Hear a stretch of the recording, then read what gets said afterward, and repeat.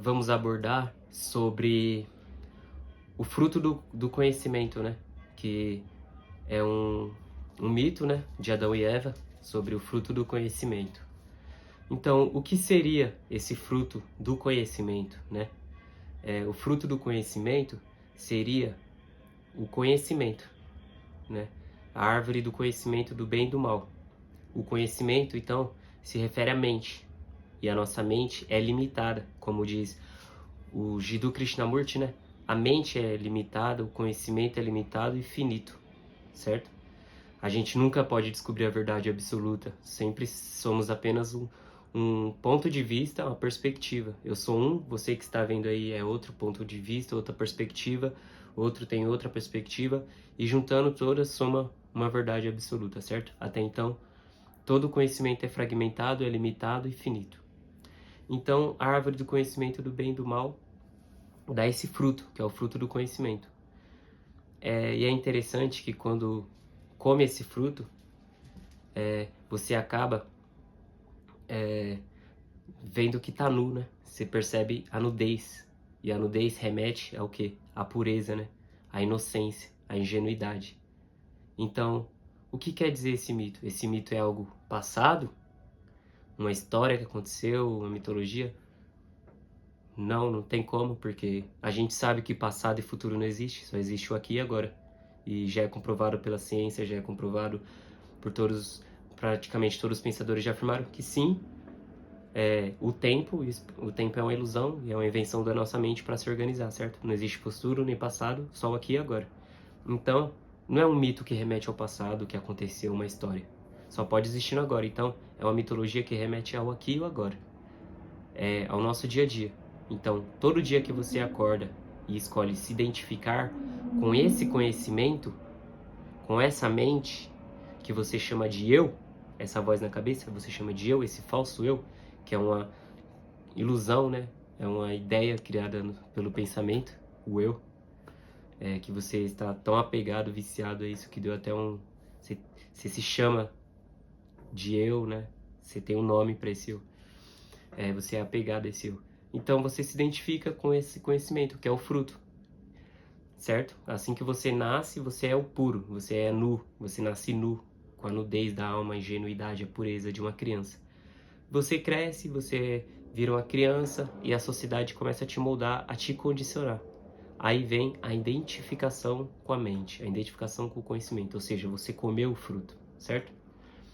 E depois que você come o fruto, você percebe que você está nu. Uma criança que não está nu, não percebe que está nu. A criança anda lá e ninguém liga, porque ela é ingênua, é pura, é uma criança. Agora, quando a criança cresce, se torna adolescente ali, ou cresce um pouco mais, ou até antes, ela percebe que está nu. Então, ela perdeu a inocência, perdeu a ingenuidade, perdeu a pureza. Ela acabou... Finalmente, ela virou parte integrante da sociedade. Ela começou a se identificar com um personagem, com um cidadão, com um personagem social, a quem colocaram um nome, um rótulo, condicionaram, moldaram da forma que quiseram, né? Com suas expectativas, os pais, a sociedade, a escola, a cultura, a religião. E aí, a criança recebeu essa imagem, uma folha em branco que foi riscada, você vai ser isso. E ela se identificou e teve o conhecimento do bem, do mal, o conhecimento das coisas. E ela, finalmente, com o conhecimento, através do conhecimento da mente, ela se condicionou, ela se identificou, se apegou, tomou posse de uma personalidade, de um personagem, de uma personalidade, como Carl Jung fala, né? Então, a partir do momento que se apossou da personalidade, então a criança agora comeu o fruto do conhecimento da árvore do bem e do mal. E agora ela se afastou de Deus. Por quê? O que é afastar de Deus? Deus não é alguém, não é uma forma. Deus não tem forma. Deus é o todo. É o incognoscível, né? Cognoscível. É tudo que há. É a não forma, é a unidade. Somos todos Deus, corpos de Deus. Assim, em cima, como tudo que está em cima é como está embaixo. Hermetismo, né? Uma lei hermética. Se você for ver, é interessante, abrir parêntese, é interessante que se você olhar dentro do seu corpo, os seus átomos, as suas veias, as veias parecem raízes de árvores, os nervos, os átomos parecem sistemas solares, até o jeito que age, que gira. E você olha isso cada vez mais profundo com o telescópio e aprofundando cada vez mais até chegar ao nível da bactéria, até chegar aos níveis lá, você vai ver que no universo também o macro e o micro são iguais, né? Então parece que tudo é um mesmo corpo, só que de maneira maior, macro e micro. Tudo segue a mesma, parece que é a mesma coisa, a mesma arte, né? Ou seja, Deus é Deus manifestado na criação, mas a criação também é Deus, entenderam? O paradoxo. Então, somos Deus, somos fragmentos de Deus, somos todo o todo. Só que a nossa mente, quando comemos o fruto da árvore do conhecimento, aliás, fecha o parênteses, quando comemos o fruto da árvore do conhecimento, acabamos nos afastando de Deus, desse senso de unidade, dessa consciência pura que a gente nasce, na nudez, né? A consciência de que a gente não é nada. Tipo, a gente não tem consciência que a gente é alguém, a gente nem tem ego para ser alguém, a gente nem tem consciência do que a gente é quando a gente nasce, quando a gente é criança. A gente só é, tá ligado? E então a gente acaba se afastando de Deus quando finalmente a gente vira um integrante da sociedade, quando a gente se aposta da mente, do conhecimento e se identifica com ela, come a árvore do fruto. E aí, então, a gente se afasta de Deus, dessa unidade, dessa nudez da alma, dessa consciência pura, que é Deus, do todo. E aí, a serpente representa o ego, né? Porque é o ego personificado. O ego é a serpente. Né? O ego, em várias culturas, sempre é tratado como serpente. Então, retomando, a serpente seria o ego personificado, né? O ego personificado. A serpente seria o ego personificado, né? A serpente, em várias culturas, representa o ego. O diabo, Lúcifer, tudo o ego, né? O ego, só que representado de forma mitológica, trazido de dentro para fora, para conseguir enxergar, né?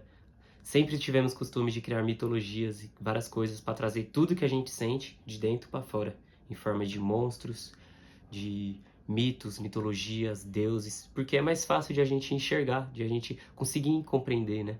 A mitologia, as parábolas de Jesus, né? É mais fácil da gente compreender quando a gente enxerga fora. Que aí tinha lá o deus grego, que representava o amor, o outro que representava a vaidade, né? Tem os 7 pecados capitais, que representam a luxúria, porque é mais fácil a gente enxergar as coisas fora, criando através da arte, né? A arte é isso, a arte é para expressar o inexpressível, seria a palavra correta, seria expressar o que não consegue ser expressado, entendeu? Então a arte seria isso, né? Retratar tudo o que a gente tem aqui dentro. A arte humana é cheia de dramas, novelas, amores, ciúmes, paixões, e ao longo da história sempre foi isso, não foi? Então, isso é a mesma coisa. Então a serpente é o ego, e a serpente ela convence a Eva, né? Convence a comer o fruto. Por quê? O ego. Não é o que, olha para o seu dia a dia. Não é o ego que cria essa identificação com esse que você chama de eu? É o ego que toma a frente do conhecimento da sua mente, né? Ele toma a frente do conhecimento, o ego que controla a sua mente, não você realmente. Claro, se você já tiver um nível avançado de autoconhecimento e de meditação, você não está agindo a partir do ego, e sim da consciência. Aí sim você está usando a sua mente, o seu conhecimento como uma ferramenta. Mas até então o ego está no controle. Então o ego é a serpente é astuta, cheia de armadilhas. O ego assim também é, cheio de armadilhas. Você acha que destruiu o ego e ele entra pela porta dos fundos, né? Ele te pega desprevenido. Então, o ego é a serpente astuta, a lábia, né? Que te convence e te influencia a se identificar com o conhecimento, com este falso eu. Porque esse é o maior pecado, né? Porque Lúcifer quis ser igual a Deus. E Lúcifer é a serpente, né? Que também tenta convencer a Eva. Toma forma de serpente. Porque Lúcifer é o ego também. Lúcifer está dentro de nós. Por isso a dualidade. A gente temos luz e sombras, anjos e demônios. Lembra? Tem os desenhos que personificam o anjo em cada orelha, o demônio. É isso. Sempre foi assim na história. E a gente acabou, nossa cultura perdeu muito a riqueza, perdeu muita qualidade, perdeu muito a interpretação, e com o tempo a gente ficou muito pobre de interpretação, de cultura, de riqueza, de arte, e acaba não conseguindo mais conectar as coisas. A gente perdeu a filosofia, eu acho que até antes já era muito difícil, mas hoje tá pior ainda. Antes, na época da igreja, que a igreja interpretou tudo errado, saiu espalhando um monte de dogmas, nada a ver, né? Tudo em busca de interesses. E até hoje o pessoal tá preso nisso, né? Por culpa de um erro de passado de interesses, as pessoas estão presas ainda em dogmas, levando metáforas para a fisicalidade, pro lado físico, né? Literal. Então, acabamos perdendo muito a riqueza de interpretação, de conseguir conectar os pontos das mitologias, das histórias, das parábolas, dos arquétipos, das artes, e conseguir formar um pensamento racional com isso, organizar uma estrutura de pensamento. Não, pelo contrário, realmente muitas pessoas estão presas ainda em um pensamento fantasioso de mitologias e não consegue trazer isso para algo racional. Realmente as pessoas perderam o senso de cultura, né, de arte, de realmente se conectar com aquela filosofia através de uma arte, de uma mitologia. As pessoas realmente acabam levando para o lado literal, né, como é o caso de várias religiões. Isso é muito perigoso, né, como podemos ver aí, é o que está acontecendo. E por uma pessoa que acaba despertando e vendo o quanto tem sentido tudo isso, trazendo pro lado racional da mente, como Carl Jung fazia. Ele já via os arquétipos, ele conseguia ver lá sobre o inconsciente, os demônios, a sombra, o self, assim como vários outros psicólogos. Conseguia estudar isso, e filósofos também. E pessoas que conseguem enxergar isso acabam vendo quão ridículo parece. Pessoas que, conseguem enxergar isso tudo com um lado literal, anjos, demônios, deuses. E a religião incita isso e, todo mundo leva, como se fosse algo normal, mas isso é bem estranho. Enfim, retomando, então, a serpente incita você todo dia a se identificar com essa mente, com esse conhecimento, né? Então, todo dia, quando você acorda, você come do fruto do conhecimento. Então, isso não é algo que aconteceu, que vai acontecer, o que aconteceu na história, uma história que aconteceu faz tempo. É algo que acontece todo dia nas nossas vidas. Que aconteceu quando a gente nasceu puro, consciente, unidade com Deus, a gente não tinha uma personalidade, uma identidade. O mundo deu para nós, a gente virou integrante da sociedade, acabou adquirindo um personagem, uma personalidade, se identificou com ela, ou seja, comeu o fruto do conhecimento, se identificou com a mente, com o conhecimento limitado, sempre limitado e finito. E a serpente, que é o ego, começou a nos incitar a comer esse fruto, né? Ou seja, o ego é o quê? O ego é a separação de Deus, é aquele que quer ser igual a Deus, né? O ego é o que faz a gente se separar da nossa consciência, que a consciência, no caso, é Deus, separado todo, e a gente acaba enxergando a separação. Mas não existe separação é ilusão, como já diz o hermetismo, Carl Jung, como já dizia vários pensadores, filósofos, Krishnamurti, né? Que a separação é ilusão, o todo existe, o todo é Deus, e o ego que cria a separação. E tem uma outra frase que fala, que Krishnamurti fala, né? O pensamento o pensador, na verdade, é uma invenção do pensamento. O pensamento é um fato, existe o pensamento, é um complexo do cérebro. Mas o pensamento cria o pensante, né? Não o pensante que pensa, e sim o pensamento cria o pensante, aquele que pensa. E a gente se identifica com esse pensamento de que existe um pensante. E o ego se aproveita disso e incita a gente a se identificar com esse eu, com esse falso eu, com essa personalidade, com a identidade. E assim como todo o meio externo e a sociedade estimula também você se identificar com o eu, né? Se eles estimulam isso, imagina se identificar com uma crença de que você acredita que Deus está fora, né? Então,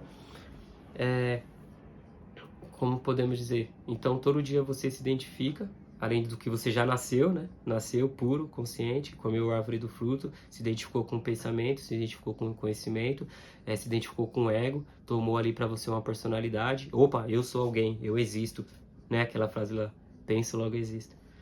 Então você existe, nossa, eu sou alguém. Só que não, somos todos uma unidade, somos todos o todo, somos todos a vida, a consciência, que está materializada em todas as formas de vida. E o ego acaba fazendo a gente se achar importante, né? Então o ego fez a gente se separar de Deus por querer ser igual a Deus, por tentar ser algo fora de Deus. Mas Deus é tudo que há, e tudo que existe é Deus, e não existe nada fora de Deus. Tudo que existe está em Deus, e tudo que existe é Deus ao mesmo tempo, entendeu? Então a gente somos parte de Deus. Então a gente não está separado. Eu e você está conectado, todos estamos conectados no sentido mais sutil, né? Não existe desconexão. Até na matéria não existe, tipo, separação. Se você olhar os átomos, tudo é feito de átomos, tudo está conectado. Então a gente somos bem iludidos pelos nossos sentidos e pela nossa mente e pelo nosso ego. Então a gente se identificou, a serpente fez a gente se identificar com o conhecimento, com a mente, com a personalidade e nos afastamos de Deus. Por isso, a meditação. A meditação é o que faz a gente se reaproximar de Deus, nos conectar com a nossa essência, com o nosso vazio, que é onde não existe o pensante e nem o pensamento. Não existe nem aquele mesmo, nem existe o observador, apenas nem aquele que observa, apenas a própria observação. Né? Você é o vazio, você é o todo. Você está em unidade com tudo ao seu redor. Só existe o ser, apenas o ser. O que é ser? O ser não é eu sou e nem estar sendo. O ser é o ser, você apenas é. Então, apenas somos. E é isso. Aí você realmente se aproxima e cria uma conexão com Deus. E isso é se aproximar de Deus. E não acreditar nele de longe ou que ele está fora de você, separado de você. Seria até uma heresia você ter uma crença em Deus.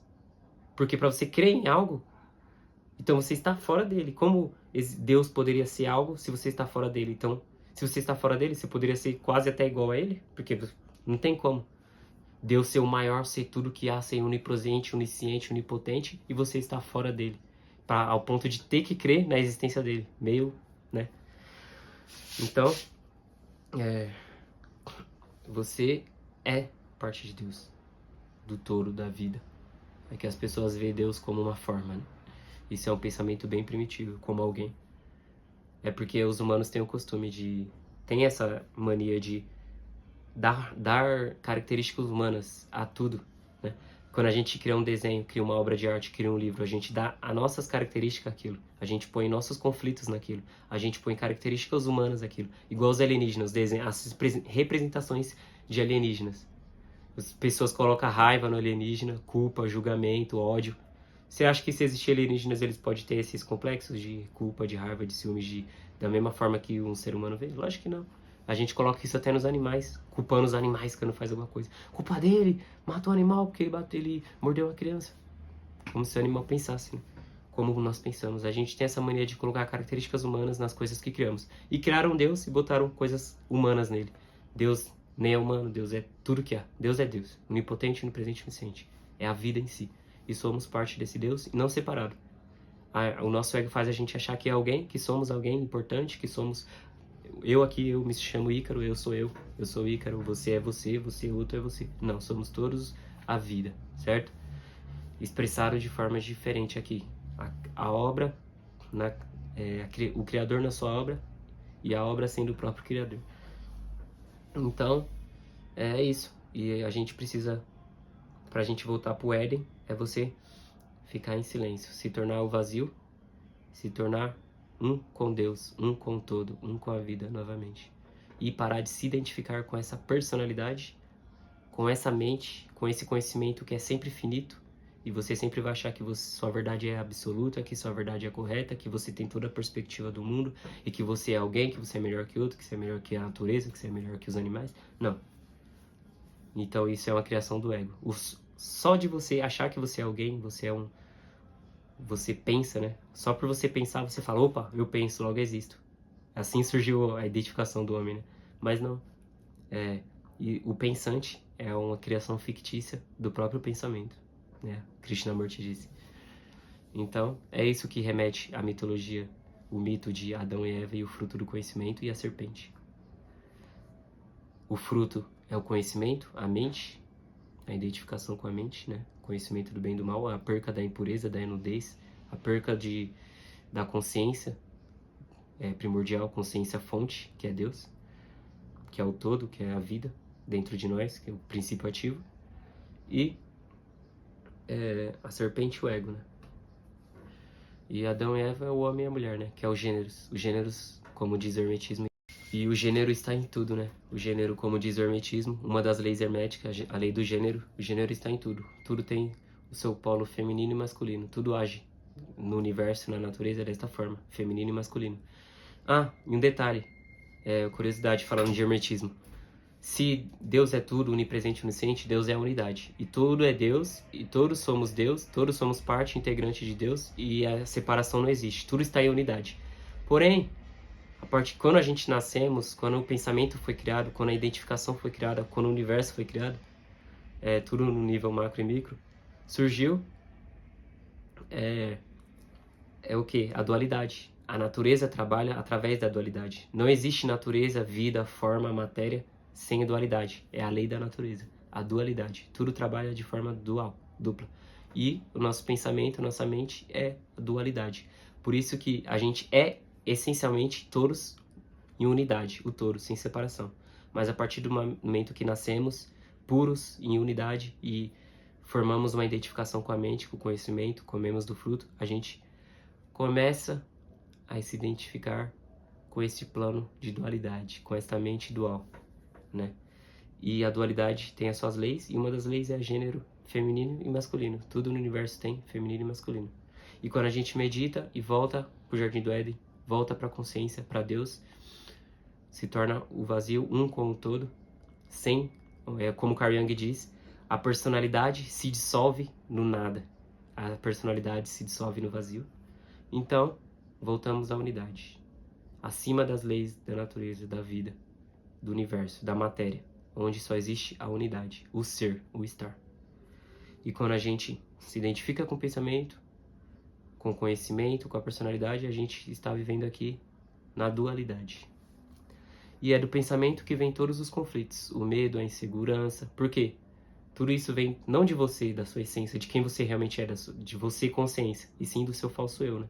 Do ego. Porque o ego tem medo da morte. Porque a morte não existe, a vida sempre vai existir. Mas o ego sabe que um dia ele vai deixar de existir, porque o ego faz parte desse corpo, dessa mente, e um dia vai se desintegrar e se transformar em outra coisa. Então, quem tem medo não é você, é o ego, cheio de medos, cheio de querer ganâncias, tudo isso. Por isso que fala que quando você comeu o fruto, surgiu o pecado na terra. Porque isso não é algo que aconteceu, ou que vai acontecer, ou uma história que aconteceu, acontece todo dia. A partir do momento que você acorda e você se identifica com o seu personagem, com essa personalidade chamada eu, começam os conflitos. Porque aí você tem desejos, você tem ambições, você tem ganância, você tem desejos infinitos, você tem comparações com o outro, porque isso é comum do ego. Por isso que se chama pecado. Porque é um pecado que te afasta de Deus, né? Porque a própria identificação com a mente, com o ego, é algo que te afasta de Deus porque é falso, é ilusório. Você, essencialmente, na sua essência, indo atrás do seu verdadeiro ser, você está em contato com Deus. Agora, quando você está identificado com a mente, surge os pecados, os conflitos, surge tudo que provém do ego, que é o que te afasta de Deus. Isso que se chama também aquela máxima lá que fala viver no mundo ou viver com Deus. E a igreja, as religiões levam tudo para um sentido totalmente diferente. Viver no mundo é normal, é como vivemos no mundo, mas o mundo remete à identificação com a mente, né? Vivemos apegado ao plano material, identificado com este ser, com este corpo, que é só um veículo para que guarda Deus dentro da gente, que guarda nós mesmos, a consciência, o todo. Enfim, isso é um assunto bem complexo para pessoas que talvez já estejam bem avançadas aí no autoconhecimento, no estudo de si mesmo, no estudo da consciência. E se você não entendeu, mas se interessou, relaxa que você vai entender com muito estudo aí, e isso vai ser a melhor coisa da sua vida, com certeza. Descobrir tudo isso. Enfim, é isso. Obrigado, galera.